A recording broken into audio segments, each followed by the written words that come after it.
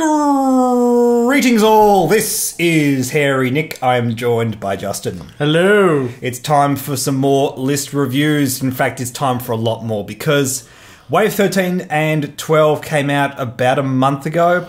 And there are a couple of ships in particular that get a lot of hype around them, and we haven't done any lists on them yet. We had a lot of people talk about these the second these were spoiled back in like October, November. So thank you for your patience, guys. It is well timed that we did these. We're going to talk about the Silencer today, and we're going to talk about the Gunboat on a later date. Personally, I am also a big fan of Blackout. Absolutely. So we're going to do Blackout today on the TIE Silencer. We had roughly 50-50 Blackout lists and Kylo lists. We'll do Kylo again on another day. But for the time being, we're going to do Blackout because you love Blackout. Why don't you tell the people at home why you prefer Blackout? Well, personally, I enjoy Blackout, not so much for its ability. The ability is... It's so-so. Yeah. I think the guys on Hell of a Pilot put it best. It's bad wedge. But what I like it is the point build. It's 31 points for a PS7. Good. It's a 4-point saving from Kylo Ren. Yeah. And yeah, I can see... I mean, I love PS9 on Kylo. I think his ability is slightly more relevant than Blackout. I know Kylo's ability isn't amazing. Yeah. PS9 is such a fun thing on this ship because the pilot skill is such an important factor when everything on the dial and the action economy and everything is just screams, I want to be an arc dodger. But you can't deny the fact you get a 4-point saving if you take Blackout. And basically that can open up a lot of different list archetypes that you just can't take with Kylo because he's too expensive. I think build-wise, you're still pretty much doing the same stuff as Kylo, although a big fan favourite seems to be Trickshot on Blackout. It's not a card that I love on Blackout because if you don't get to shoot through rocks, then the entire synergy of your pilot ability and your EPT is completely lost. Yeah. But it does cost 0 points, so that's not the end of the world. You can always take Veteran Instincts, Push the Limits, all that kind of stuff that's pretty standard on this ship that is going to be powerful because of that dial and because of all those abilities and that kind of stuff. Yeah, personally I use Push the Limits. Yeah, I think Push the Limits is a real strong thing on this. It's really hard to pass up when that dial's that good. Anyway, without further ado, let's dive into our first list. And we have Squadron, Please Don't Shoot Me by Clay Hirrell, with Blackout, Omega Leader, and Vader. Blackout has Veteran Instincts, Fire Control Systems, and Threat Tracker. Omega Leader has his standard build with Duke and Comm Relay. And Darth Vader has Crackshot, Engine Upgrade, TIE X1, and Advanced Targeting Computer. Also, this is 98 points. Very good, very good. I like this a lot. It's your standard 3 of Imperial Ace build. A bit asymmetric, where we have Omega Leader with his ridiculous buy-in of 26 points for that build. I still can't get over that. And we have 2 slightly larger builds with Vader and Blackout. It is worth saying, though, that both Vader and Blackout have a bit of a lighter build than they're kind of used to. Yeah. And I don't know if that hurts them too much. I think we have the core elements of what makes these builds great, but they're shaving off in both of these builds something that really... gives them a lot more power, gives them a lot more durability, I think is the word I'm thinking of. Because Blackout does not have auto thrusters and Vader doesn't have intensity. I don't know if you want to put them in this build because it's 98 points and you don't really want to go to 99 points by switching out Crackshot for intensity. But it would be so good. It would be so good. Look, Crackshot... It's an okay card for 1 point. I prefer it on mass. I prefer it on Tomax Bren. I prefer it with missiles. I prefer if there's some kind of reason to have Crackshot. It's not terrible as it is by itself in a build that doesn't capitalize off of it. But also, it's just nothing special. Obviously, you haven't gone for Veteran Instincts here because Vader's PS9, Blackout's also PS9, so keep Vader around the same PS as all the other ships. That's fine. It is worth thinking about intensity going up to 99 points. I don't know what the right answer is there. Yeah. Whether you want 99 points with intensity or you just keep it at 98 with Crackshot and you've got a better buy-in. Yeah. Yeah, it's hard to say. You don't want to put auto thrusters on Blackout because you don't want this to have no bid. Yeah. It's pure and simple. This list needs a bid because your pilot skills are 9, 9, and 8. You need it. Yeah. You need it, especially when you have Blackout and you have Threat Tracker and VI and Fire Control Systems. You want to be able to fly him last consistently. You are going to feel salty if you come up against a guy who has Pilot Skill 9 on 99 points and you lose that bid because you just went over by that point and you just lost the roll. Because basically Threat Tracker VI, that's the build where you have to arc dodge. It's the build where you must arc dodge. And the Advanced Sensor build with Push the Limits, you can kind of get away with not doing that because if you fly first, you can block. And you can block really efficiently with that build.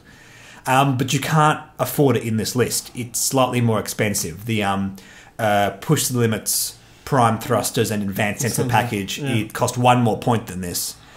And you probably don't want to do that for 99 points. Having said that, it's okay if you're not the arc dodger in that scenario. Yeah. So it might be worth considering. I've talked about this before. My philosophy is VI, Fire Control Systems and Threat Tracker, or Push the Limits, Advanced Sensors and Prime Thrusters. It's one of those two. Those two different archetypes on the Silencer have such good synergy. You don't want to sort of pick and choose from both of them. You want to go hard in one or the other. It's a good list. Yeah, it's a pretty solid list. Yeah. It just comes down to that fact is, are those elements that you're dropping out to make you able to afford these 3 ships together going to hurt them too much? And that really comes down to how you fly it. Yeah, I'm not sure there's not another ship that you can take out for a Mega Leader. No. It's worth less points. No, 26 points is really solid. It's doing what this list wants to do. Yeah. Big time. All 3 of these ships can keep the pressure on. All 3 of these ships can do a lot of damage. So this next one is by Liam Sullivan. This is 100 points. It has Blackout with Trick Shot, Advanced Sensors, Prime Thrusters, Auto Thrusters, and First Order Vanguard. We've also got a Howl Runner with a Debris Gambit. 2 Academy Pilots. And an Imperial Trainee on the TIE Striker. Righto. So we've got a kind of a mini swarm going on here with Howl Runner. I love Howl Runner swarms. It's dead simple. Yeah. I hate flying against it. It's something that's been in the game for such a long time, and it's never been totally terrible. I think these TIE swarms that want to fly in a tight-knit group have suffered a lot because of bombs. Yeah. And because you have Debris Gambit on Howl Runner, it means you're still probably going to want to try and fly in a tight-knit group. But do you want Debris Gambit? I don't know if you do, and that's the point I'm trying to make here. Yeah. I don't think Debris Gambit is what you want on Howl Runner. He already has an evade action. The odds of you getting value off Debris Gambit is very low. You have to be flying in range 1 of 2 obstacles. If you're flying in range 1 of 1 obstacle, there is no value in this card whatsoever because you already have an evade action on Howl Runner. It only gets you any value the second you are near 2 obstacles. And I just don't think that's consistent enough. No. I don't think it's worth the 2 points. I've said it before, I'll say it again. I don't like Debris Gambit as a card. I think it's okay if you can force yourself to always be near 2 rocks, which is hard because your opponent also places rocks at the start of the game. Yeah. If your opponent sees you have Debris Gambit, they are going to spread them out. And they are going to... your opponent can directly negate the value of this card just by the way the game's set up. Yeah. You also have to spend an action to get the evade tokens, which is not good either. Actions are just sacrosanct, and it's the EPT slot, so you can't take push limits. No. So you lose the extra action of push, and you have another action on the gambit of actions you can take. No pun intended. And it's not a particularly good one. I'm not a big fan of this card. I can't see it being enough value for 2 points. My philosophy is if 2 points, it should give you those tokens for free at the start of the combat phase. If it was 1 point or 0 points, maybe the way it's done here is fine. I just think 2 points, spending an action, it's not worth it. So what would you run instead of Debris Gambit? That's a very good question, Justin. Howl Runner's playing the support role. All the friendlies at range 1 can take an extra attack dice, which is fun because Test Pilot Blackout can fire with 2 extra attack dice. I like that a lot. We could think about Squad Leader, and that could give Test Pilot Blackout 1 extra action. Or another action to one of your little rookies. That could be powerful in the right situation for sure. Definitely. As an extra action, I think Squad Leader is better than Debris Gambit. Yeah. These other guys taking an action could be the difference between them hitting a rock or getting that last evade token that they needed not to die. And if Blackout can be just positioned just right every time, I mean, I know there's advanced sensors and prime thrusters on this list. But even with prime thrusters, Squad Leader's fantastic because it means that you can move Blackout. He can do a red maneuver, do a boost, and then How Runner can come up and give him a barrel roll, or vice versa. Yeah. It means he can do a red maneuver and still do stuff, and potentially 2 things a turn. You almost have that action economy on him still without push the limits. Yeah. Which I quite like. And you have 3 other ships apart from Blackout that might want those actions. So I think Squad Leader, this is a list where Squad Leader would really benefit. Yeah. For sure. And all of the guys in your squad have a lower pilot skill than How Runner, meaning you can do it to any of these other guys. Quickly talk about Blackout. Yeah, for sure. I like this build. Yeah. I like it a lot. Yeah. I'm not sure about Trick Shot. However, you're at 100 points. You can't add push to the limits. You can't add veteran instincts in this list. Yeah, the only way that you could possibly do it is take out the striker and put in another academy pilot. Yeah, save 5 points. I guess you could do that. That's the only thing I can think of. But yeah, the way that you've built this list right now, other than Debris Gambit, yeah, I the Blackout. See, this list with Blackout feels like a good economy list for Blackout. Trick Shot, even though it has symbiosis with his pilot ability, I would still prefer like veteran instincts. Having said that, it's good. It's a great option if you don't have any other points. I will say, just moving down to the generics, that we do have another option here. That's worth thinking about. You've gone for 2 academy pilots and an Imperial trainee. The Imperial trainee is a lot of fun. I would suggest taking Adaptive Airlines because that way you can do that free boost action at the start of its activation. And I think that's really where the most value in this ship is. I mean, you could try and fit in like a Black Squadron with a crack shot in there somehow.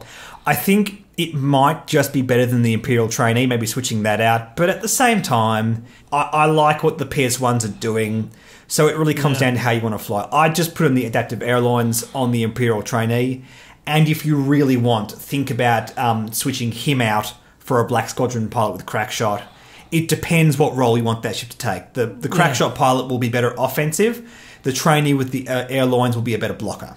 Yeah, so there's a few things to think about, but I like the overall idea of this list. Yeah. The one glaring issue I have with it is Debris Gambit, but it's not bad. No.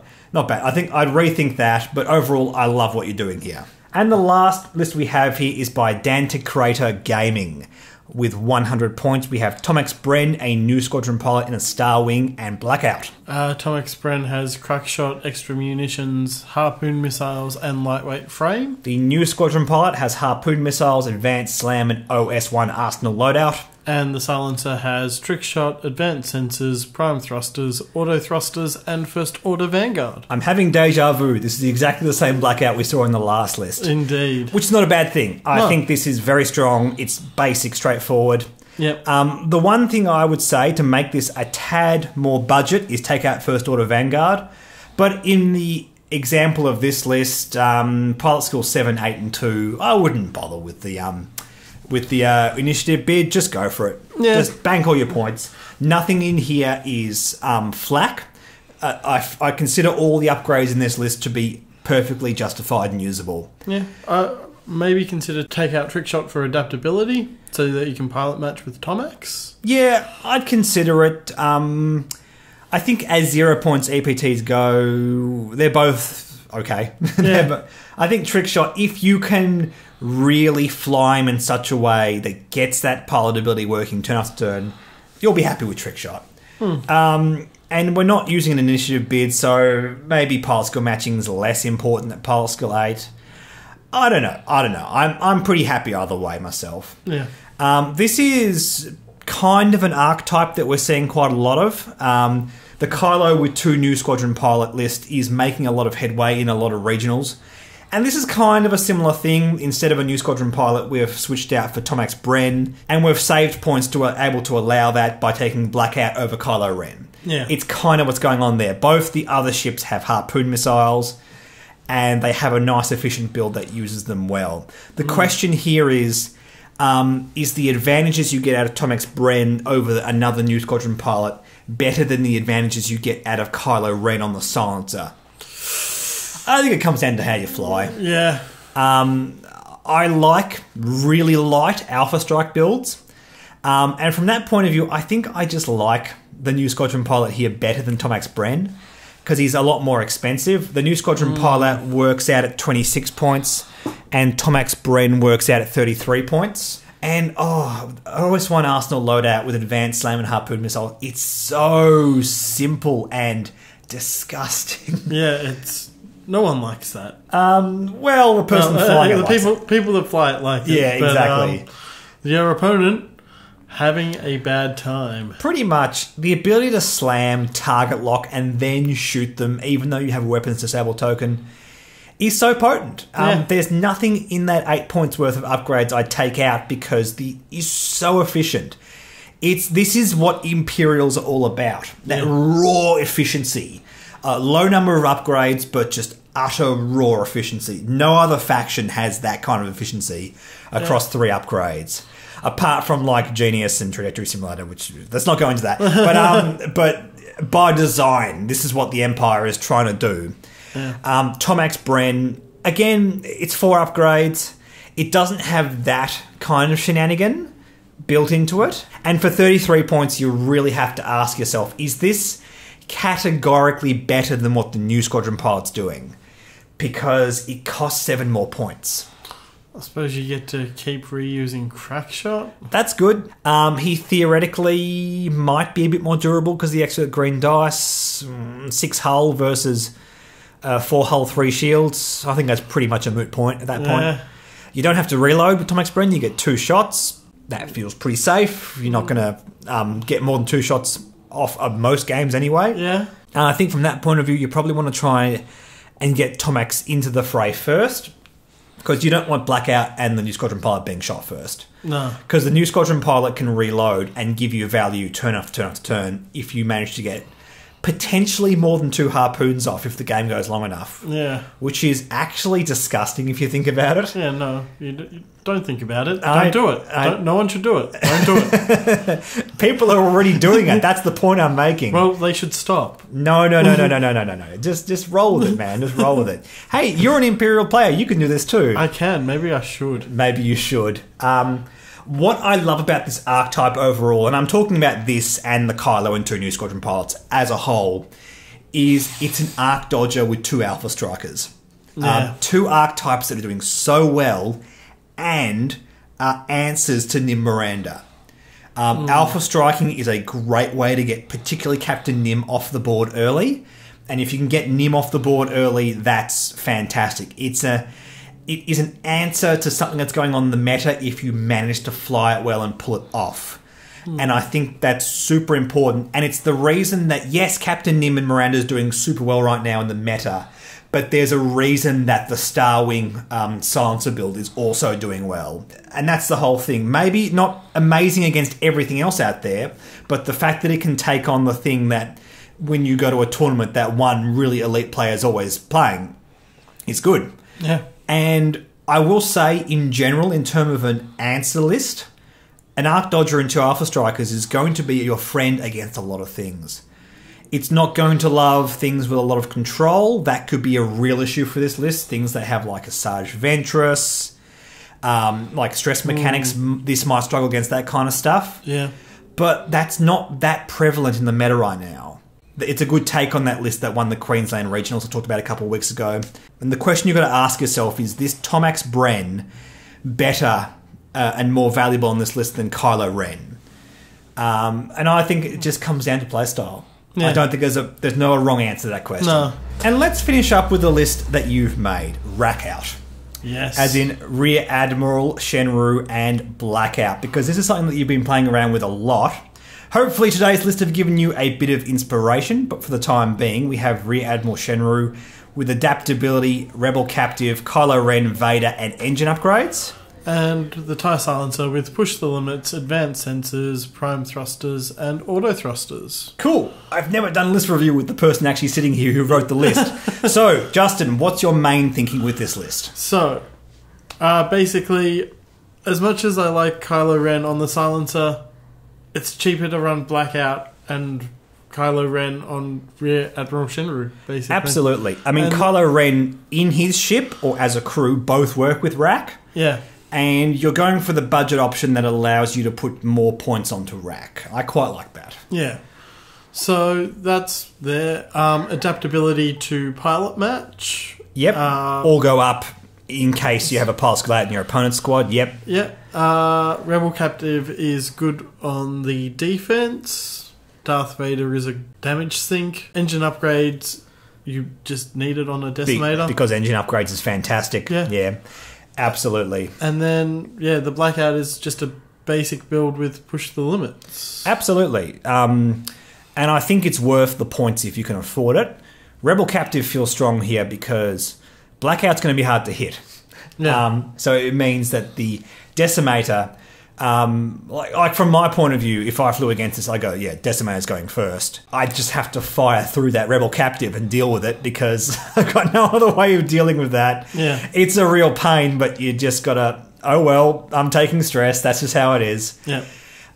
Because if you go for Blackout first, he might just be dodgy enough to, arc dodge on a couple of very crucial turns.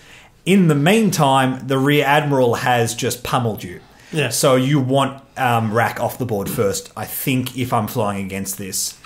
Also, this is a 99-point build. Yep. So 1 point. Initiative, that feels good. You've got a pilot skill 8, possibly a pilot skill 9 if you have to go up.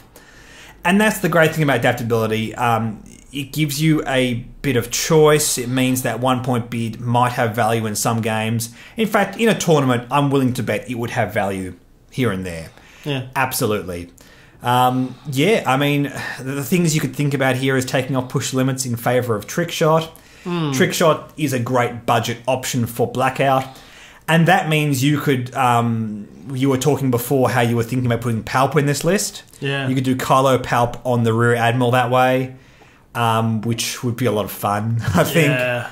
That way you still have a 2 point bid. I love push limit on Blackout though. Yeah. So, I don't know. I think there's pros and cons for both approaches there. Well, yeah, that's my list, and that was everyone else's. Yeah, man, they were really good. Yeah. Really good. I like Blackout simply because he's cheap.